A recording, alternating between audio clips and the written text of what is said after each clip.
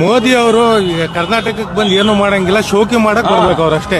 ಪುಕ್ಕಟೆ ದುಡ್ಡು ತಗೊಂಡು ಒಳ್ಳೊಳ್ಳೆ ಬಟ್ಟೆ ಹಾಕೊಂಡು ನಮ್ ತೆರಿಗೆ ಹಣದಲ್ಲಿ ಸುಮ್ನೆ ಪುಕ್ಕಟೆ ಪ್ರಚಾರ ಮಾಡ್ಕೊಂಡು ಹೋಗ್ಬೇಕು. ಇವಾಗ ಜನಗಳೆಲ್ಲ ಅರ್ತಿದ್ದಾರೆ. ಈ ಕರ್ನಾಟಕದ ಹೆಂಗಾಗೈತೋ ತೀರ್ಪು ದೇಶದಲ್ಲಿ, ಈ ಬಿಜೆಪಿನ ಕಿತ್ತೊಗ್ದು ಕಾಂಗ್ರೆಸ್ನ ಬಹುಮತದಿಂದ ತಂದ್ಕೊಡ್ತಾರೆ. ಈ ಜನಗಳೇ ಸಾಕ್ಷಿ.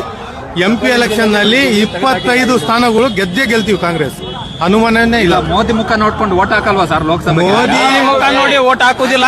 ಈಗ ಆಲ್ರೆಡಿ ಒಂದು ಇಂಜಿನ್ ಹೋಗಿದೆ, ಡಬಲ್ ಇಂಜಿನ್ ಅಲ್ಲಿ ಒಂದು ಇಂಜಿನ್ ಹೋಗಿದೆ, ಇನ್ನೊಂದು ಇಂಜಿನ್ ಹೋಗೋದು ಬಾಕಿ ಇದೆ. ಇದರಲ್ಲಿ ಏನು 100% ಹೋಗೋ ಗ್ಯಾರಂಟಿ ಇದೆ. ಅವರಿಗೆ ಗೊತ್ತಾಗಿದೆ.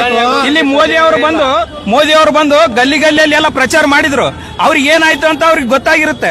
ಈಗ ಸೆಂಟ್ರಲ್ ಅಲ್ಲಿ ಏನಾಗುತ್ತೆ ಅಂತ ನೆಕ್ಸ್ಟ್ ಟೈಮ್ ಗೊತ್ತಾಗುತ್ತೆ. 2000 ನೋಟ್ ಹೆಂಗ್ ಹೋತು ಹಂಗೆ ಮೋದಿನೂ ಫ್ಲಾಪ್ ಆಗಿದ್ದಾರೆ. ಅವ್ರು ಏನು ದೇಶದಲ್ಲಿ ಅಭಿವೃದ್ಧಿ ಕಾರ್ಯಗಳೇ ಮಾಡಿಲ್ಲ. ಎಲ್ಲ ಹಗರಣಗಳು 40